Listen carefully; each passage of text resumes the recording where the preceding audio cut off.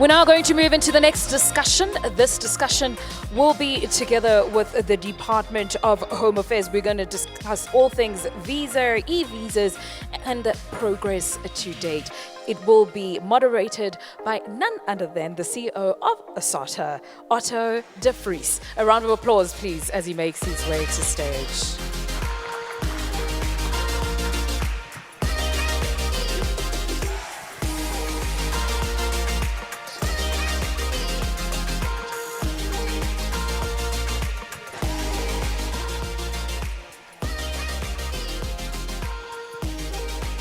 Right, good morning everyone. That was my time warning. So I think we can all agree that this is a critical topic for us today. And before I invite Yusuf up onto the stage, maybe it would be good for us just to at least do a very brief sort of setting of the scene. It was noted this morning by the Minister that we are a country that has a very high level of openness in terms of the ability for travelers to come to South Africa without a visa. But at the same time, we do have quite a complex and sometimes disparate set of visa requirements within the regime that doesn't necessarily serve the opportunities that we need around the development and growth of tourism and travel. And I think just to kick it off, we need to look at nations and countries that do need visas to enter. And we know that for them to do that, they need to be able to access our embassies and our missions and our consulates. And even those countries that are clear to process applications for e-visas, at some point there is an element of human touch. And for years, we've seen that these mission-based systems is the main source of difficulty, which is adding to the fragmentation of the visa system, and it's adding requirements at will, which we will touch on a little bit today as well. These missions are understaffed and are not always available, which leads to often a halt in the process of the visa applications. Sometimes the passports get lost or trapped in the system. The staff are costly and they are rotated on a biannual basis, which causes a lack of continuity and consistency in the system. This in turn leads to a decentralized and human-reliant system, which is then open to backlogs, corruption, and abuse, and without a central depository of visa requirement standards. The visa processing time, as a result, is not communicated and varies from where one is and what channel one uses. At its heart, a visa is a form of risk assessment for visitors, and visa regimes need to find a balance between the stringency within the process, capacity to mitigate the national security risk posed by foreigners without undermining potential economic opportunities. Through tourism and business travel, and through other channels. But a too tight a grip on visas will throttle tourism and send tourists to competitor destinations, which is often the case that we've seen in terms of South Africa. Now, whilst the South African tourism industry is a significant contributor to the GDP, creating jobs and inclusive growth, this tight grip, compounded by issues around processing capacity, has resulted in South Africa underperforming in tourism despite our tremendous offering. And it was highlighted in the previous session that the opportunity exists to triple the GDP contribution. So with this status, I think it's important that we look at what we need to be doing in order to try and do our best to lower the obstacles to entry and to make sure that we start to establish a contribution to the GDP that is aligned with peer markets, both in terms of employment and the contribution to the economy. So what's to be done?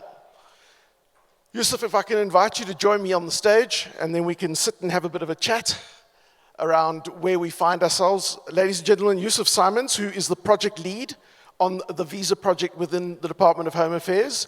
And I think in the absence of not having the Minister with us, we couldn't get a better person to join us and share with us exactly what is happening and how that process is going to move forward. So Yusuf, thank you very much. A warm welcome, please.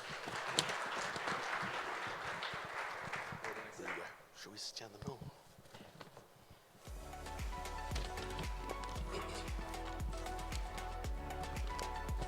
So I think I'd like to start with a bit of a good news, and that is, of course, congratulations to the department in terms of the introduction of the tour operator scheme for China and India, which was announced on the 2nd of September and was aligned with the visit of our president to China. We have absolutely no doubt that these measures will directly impact the ease of travel to South Africa because they are vital to the growth and competitiveness of our sector. So Yusuf, could you share with the audience exactly why this program has been introduced and how it will work? Yeah.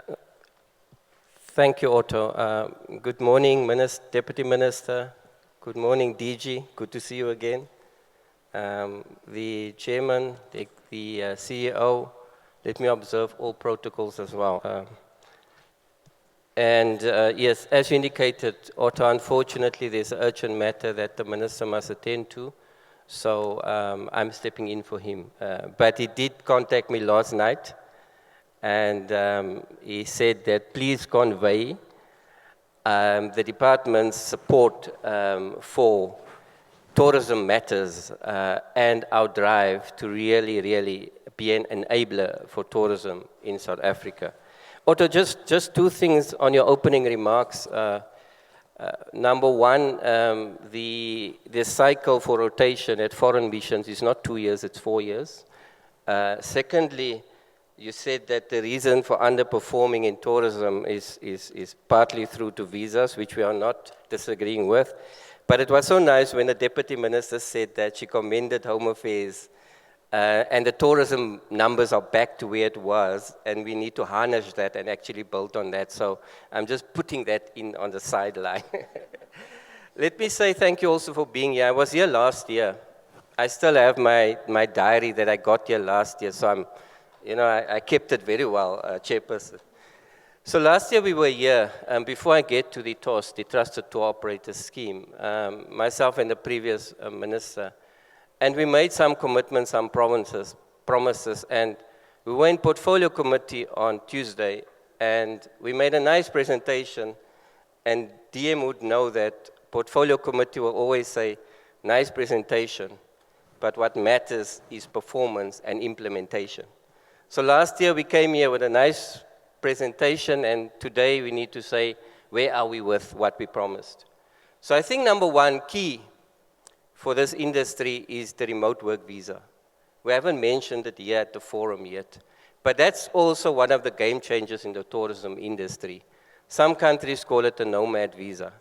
So that visa was with the gazetting of the immigration regulations, became a reality on the 20th of May.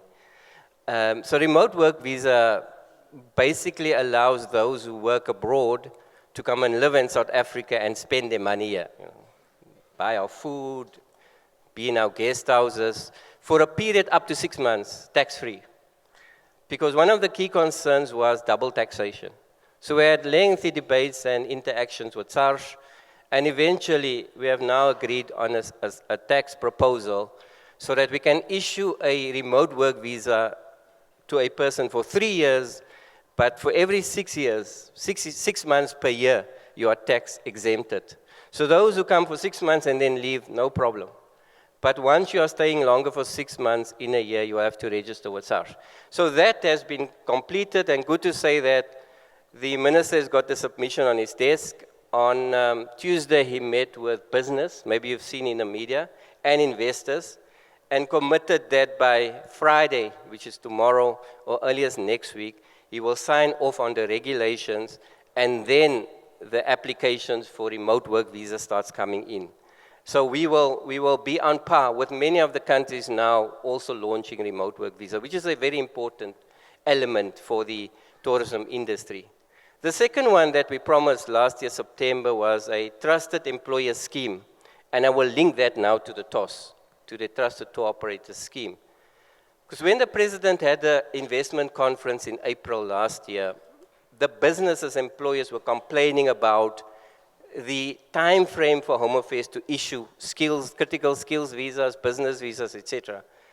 And we then created this trusted employer scheme where we basically waived requirements, where we have agreement with employers that they do the verification for us And we can, instead of months issuing a visitor's visa, not a critical skills visa or business visa, we now issue it in days. We have a dedicated team. There is a streamlined process. It's easy. And business all over complimenting us for that scheme. It's so popular that in October we'll expand it. So we're using that platform. We looked at it and we said we created this great platform with employers. No more complaints about skills and growing the businesses and creating jobs. Let's do the same for tourist operators. Now, in this forum last year, there were a few questions raised to myself and the minister about group applications from China and India. That was raised here. So we went back and we used the Trusted Employer Scheme to create the Trusted Tour Operator Scheme for tour groups from China and India. And I was in Shanghai last week, a very long flight, and I came back with sinus, so I apologize for that. But it was a very rewarding trip.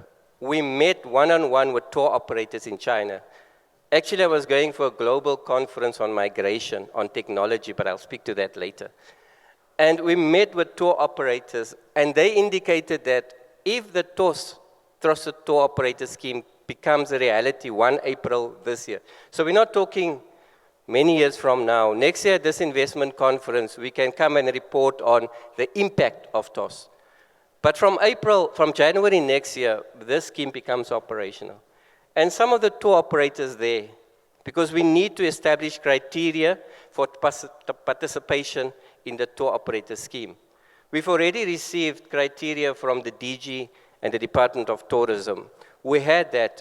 We just used this opportunity because we were in China to engage. There was a roadshow with tour operators from the Consul General in Shanghai. So we used that opportunity and that platform to engage them.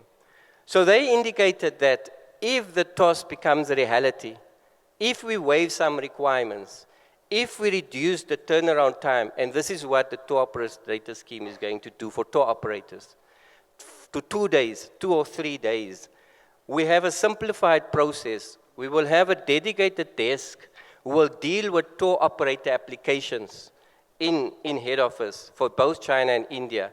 We will have an accounts manager that will deal directly with tour operators and communicate and oversee their applications. If this comes to fruition, DM and colleagues, the tour operators in China indicated that they will double, even triple the number of tour groups that they can bring to South Africa. And that was amazing to hear it from them. So we are on the right track, and we are now very eager to deal with that. So at the moment where we are, because that's your question as well, Otto, we have established, we're almost at the point of finalizing the criteria. We received the criteria from the Department of Tourism, from DG Taragi and his team. We are now setting a webinar during next week where we'll have one last consultation on the criteria. We'll adopt it, we will go out, we will notice, gazette it. Tour operators can then apply to be part of the tour operator scheme. It will take us about 30 days to do the selection. And when I say us, it's Department of Home Affairs, Department of Tourism, DIRCO, SSA, Transport.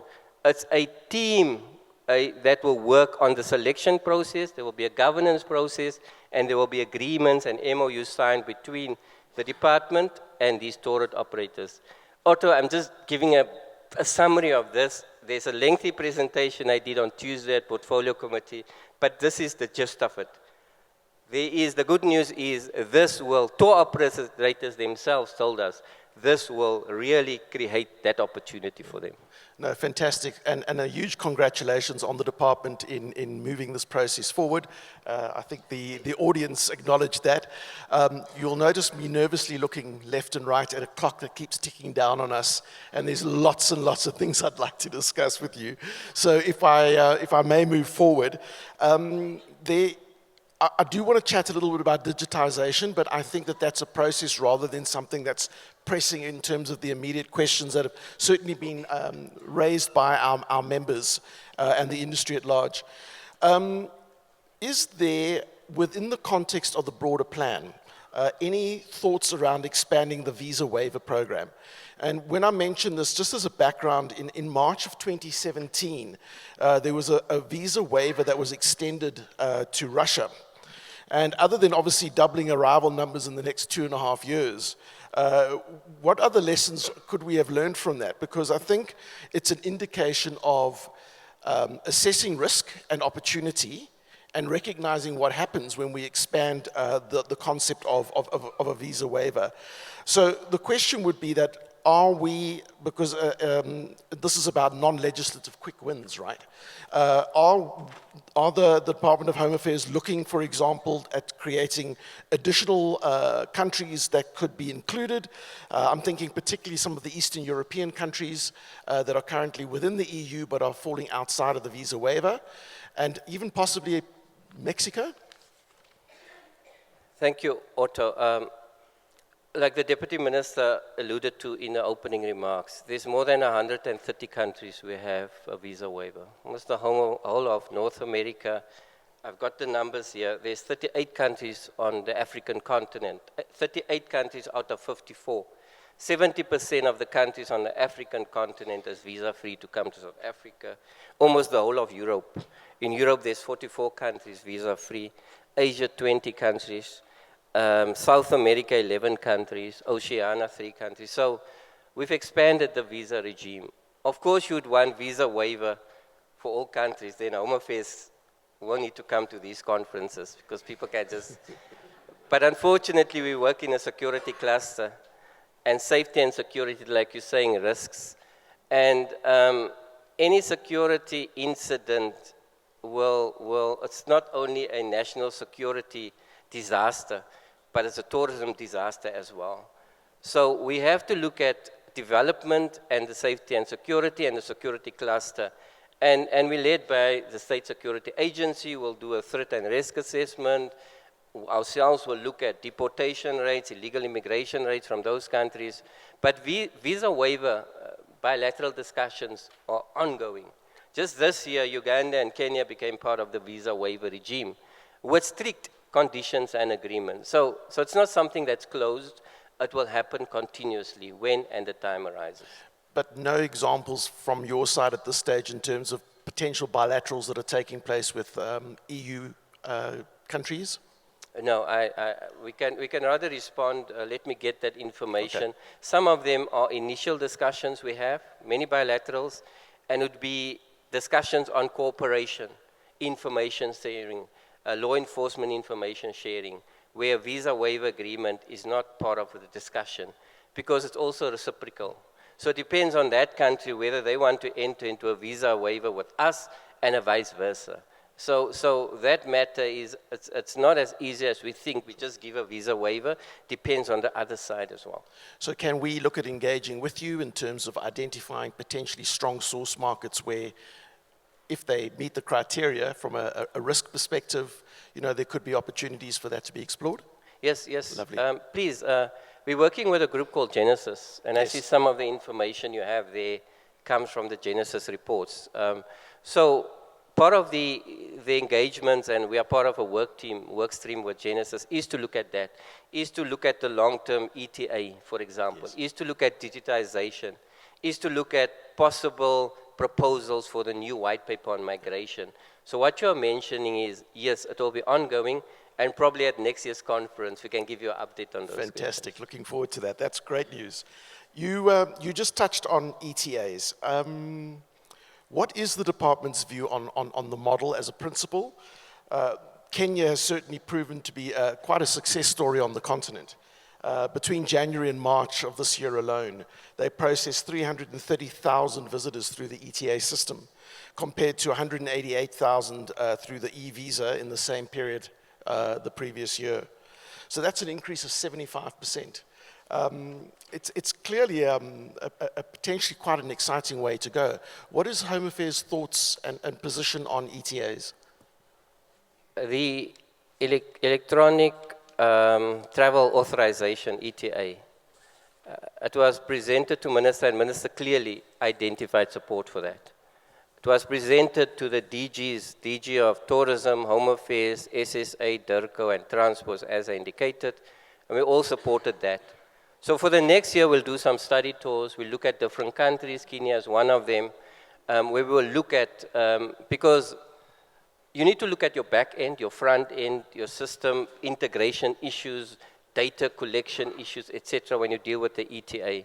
Interestingly is when I was in the border global migration workshop in Shanghai, there was a expert from CETA Aerial, not the State Information Technology Agency, CETA that deals with the advanced passenger information systems. And he gave a very good presentation on ETA versus e-visa. And he gave the example of where Australia started with an ETA and then moved to an e-visa, where New Zealand has in his view, because he's seen a worldwide view of ETAs, where he feels that New Zealand has got a better model. For example, this was last week. So as we are talking about ETAs, etc., it's certainly something that we will look at, because there's some countries, the UK the other day announced that, something that we will pursue further over the years with Genesis as well. All right, fantastic. Look, I think we're all seeing quite a positive trend towards this as a model, and we're seeing it looking to be implemented as a multi-country solution around Europe. I think we can all agree that it's probably the way to go, and it would supersede this current e-visa challenge, because let's face it, it hasn't really quite delivered on the expectation. Yeah, the e-visa, you mentioned digitization. Now, the minister is pushing us hard on digital transformation, automation. You've probably seen in the media, any speech the minister makes is about digital transformation. Today, we have a planning session on what can we in the immediate term automate in Home Affairs, digital transformation. So when I leave here now after this, I have to go back to Birchwood and be part of that discussions for what can we do. Digital transformation will take you a while to get there. But what are the smaller steps we can take now? And one of the quick wins is the e-visa. We have a platform. Some people say it's working, some not.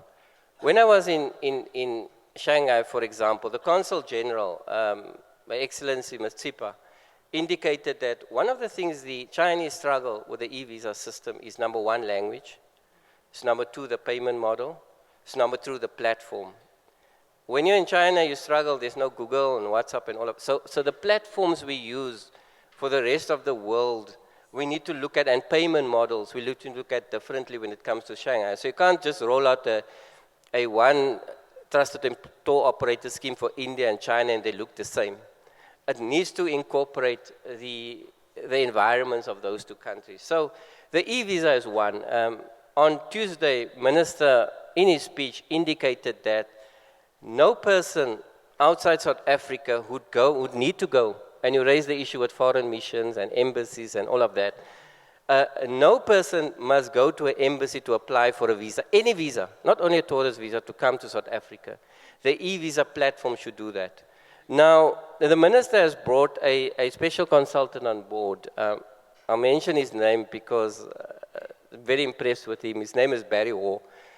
Maybe some of you know him. Barry was with SARS before, senior executive. He assisted us developing systems for the World Cup 2010. He was with the Discovery Bank. He's now with the Development Bank. He's now in Home Affairs. And he's driving the digitization team. And one of the key priorities is a prototype for the e-visa by the end of this year. Because for the trusted tour operator scheme to work effectively, you need the vehicle. And the only vehicle you have is the e-visa system. You can't have, the one thing that fails with tour operators in India and China and probably all over is that when they have to go to the mission, we have to come back and again submit passports, etc. So the vehicle is the e-visa. The tour operator, whether you're in Shanghai or any part of China, you can then apply for a tour group visa using the e-visa platform, and we issue that visa not to individuals, to the tour operator, with a list of tour members there, and the tour operator takes responsibility for who he or she brings into the country. So the responsibility is shared. And so if somebody doesn't leave when they're supposed to leave, I'm watching the time also, Otto. When a person doesn't leave when they're supposed to leave, we don't need to go look for an individual, where are they in South Africa, because they become illegal. We have the tour operator. We have agreement signed with the tour operator. But above all, to come back to the e-visa system, that is the platform. And that's the platform where the minister is driving himself through a special advisor and a team, technical team. And let me just say finally on this, the technical team is not Home Affairs officials. SARS is on board, the banks are on board, and they're all, and business. BLSA is there. Even Vodacom pledged to help with technical assistance pro bono, for example. So everyone is on board, and that team drives this digital transformation, but first, fixing the current challenges we have.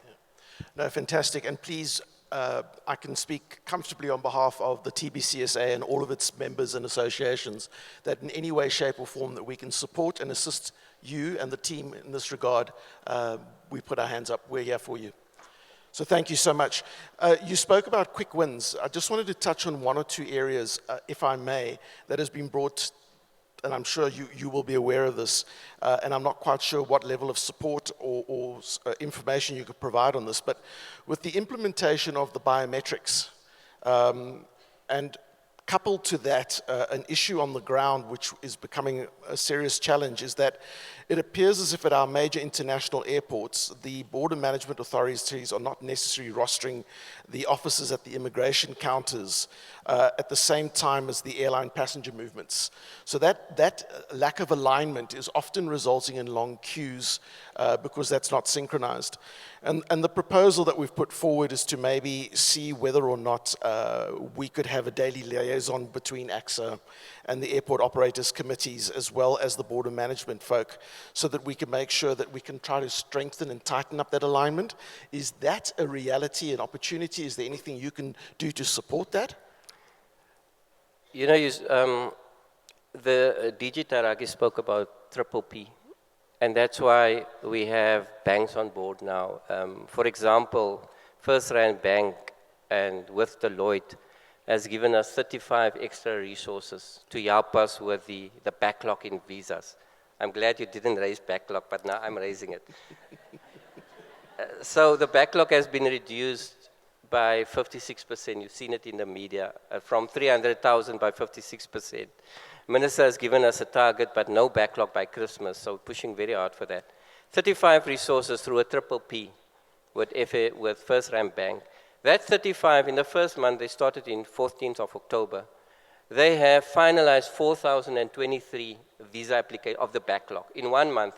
Now, these are new persons. So when you start with visas, you go slow. So we know they'll pick up momentum. So that's part of the triple Ps we have. So when you say that you want to partner, I'm sure we are open for that. Minister met with Busa, and I know the CEO, Tavenga, was there. He met with BLSA, I think Tourism South Africa was there, Genesis was there. There was other role players as well in that meeting. And he committed to work with the private sector. That's what we are there for. So that will also assist us in this regard. But just on the BMA and the airports, because I had an input from the BMA Commission on this. In the last few months, we've appointed 68 additional staff members at Cape Town International and OR Tambo. But that's not nearly enough. There's a huge financial constraint in this regard. And again, the DM and the DG spoke about funding, etc. Maybe the model is just not to get more money. It's how do you deal with triple Ps, for example. So we are partnering with, the minister has partnered with the City of Cape Town, the mayor, to provide resources for Cape Town International Airport. And we're going to follow the same model there as well, to augment. If we can't appoint officials, let's augment them. But let's just, finally on the biometrics and that. When I was in Shanghai, when you arrive as a foreigner, there's a number of cubicles there. You must capture your biometrics yourself. You don't capture it at the counter, because that takes time. You capture it, and you get given a ticket, a receipt. Now, you don't know what's on the receipt. So it will either say green, but it's not the color is displayed there, and it will say red. And then you take that ticket, you go to immigration, and that person looks at this, and then quickly clear you to enter. It's a two separate process, which is fantastic. And that comes to what you are saying, no human intervention. And when the minister spoke constantly about no human intervention, AI is a big supporter of AI, and all of us as well. This is exactly where we need to go to. But it's small steps where we are currently. To get there, it's a bit longer. The last point on this one, which is also a new concept that we brought in, is the points-based system. Maybe you've seen it in the media, it's out there. Points-based system is for work visas. So that allows any individual to sit wherever you are in the world, to look at so it's based on qualifications, it's based on experience, salary. Those are the three main areas.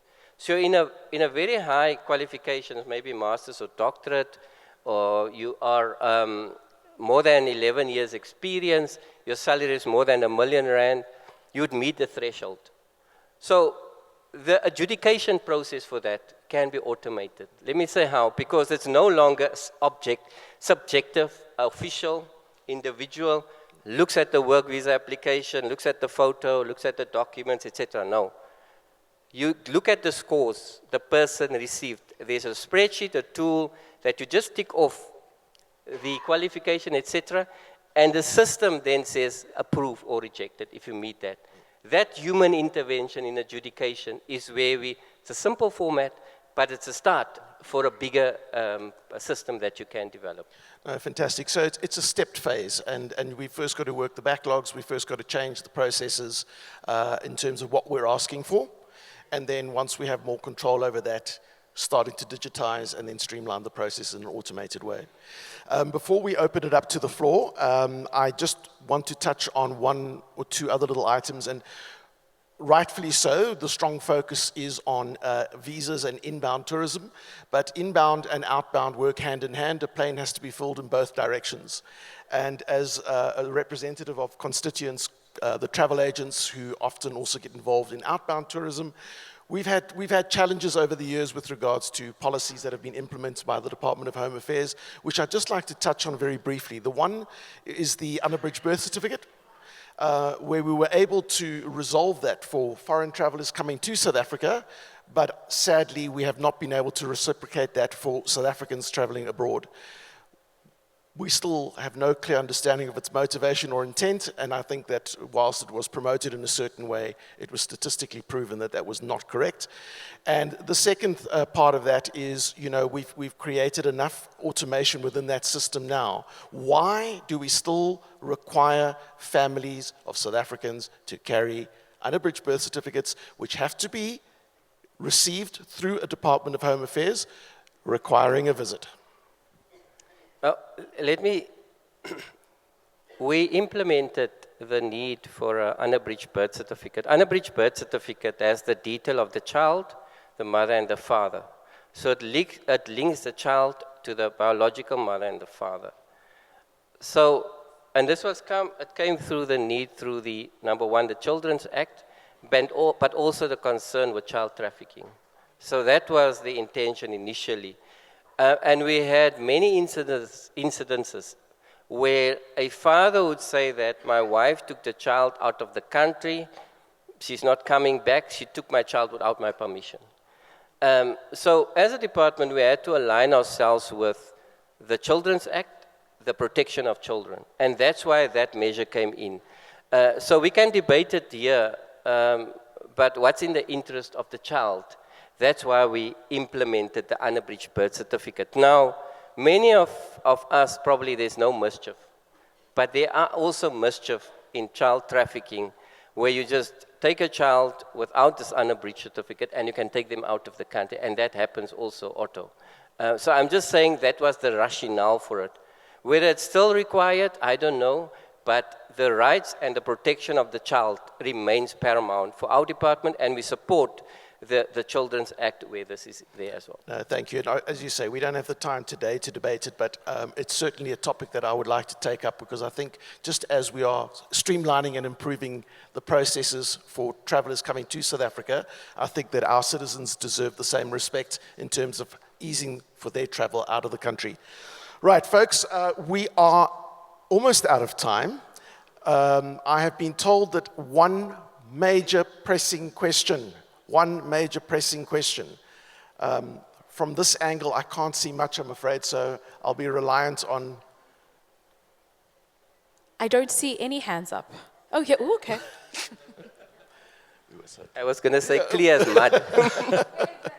Thank you very much. John Arvanitakis, I am the chairperson of the Event Greening Forum, as well as Chatter Experience. I just want to say thank you very much, firstly, quickly, for what you're doing in terms of making it a lot easier for travelers to come to South Africa. It's really great because we want to triple our numbers. I represent and work within the business tourism or the MICE tourism sector. And one of the challenges that we're currently facing with overseas delegates attending conferences and business events in South Africa is the delay in them getting visas. So I was wondering, this TOS system, is it not possible to speak with the business tourism sector in South Africa to perhaps expedite also for them visas? Because a lot of conference delegates, and maybe it's their own faults because they also book at the last minute or hear about a conference, and then they actually end up missing these conferences. And the business tourism sector is also a huge contribution towards the GDP of the country. Would you like to weigh in on that? No, that? thank you. And thank you for the question. I think it was on the document as well. So the Trusted Tour Operator Scheme, even though we're starting with China and India, the tour, we can actually expand it to any other country we want to. And the tour operators become our, for a lack of a better word, recruitment agents. They can, all we're telling them is to say, get a tour group together, and we'll give you that visa within 2 days, 1 or 2 days. And as we automate, we'll probably do it 1 day. So that is the encouragement. They then go out there, whether it's, and interestingly, there was a person, a tour operator from Romania, and asked me, can we do it for Romania as well? And I said, well, certainly, but when you pilot, you start small. You work it out, you figure out the lessons learned, and then you expand. So that's important. So on the business side, I spoke about the Trusted Employer Scheme. We will expand that from 1 October. There's 71 businesses, employers, part of that. So we'll expand it. And when you're a business there, whether it's a family member of the business or business members coming to attend conferences, their visa also go into a different stream, dedicated team with reduced requirements. So that's one option. The other one is the e-visa system, the platform. This is a 1141B visa to attend conferences. So it's something that I will take along with me. I saw it in the document, is probably we need to open the e-visa system. We've opened it now for study, business, and intercompany. We need to open it up for attendance of conferences, so that also one day you apply on the e-visa platform wherever you are, we issue it in the hub, there's dedicated staff there, and we can speed up those issuing of those visas. Thank you very much.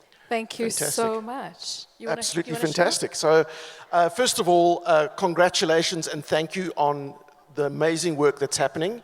And I think, as you said, compared to where we were a year ago to where we are today, it's exciting to be able to report back and to be able to share with everybody today not only what we've achieved, but where we're going. And we will continue to be to support the department in any way that we can as a private sector. And Yusuf, thank you so much for joining us. Thank you very much, and thank you for Thank hearing. you.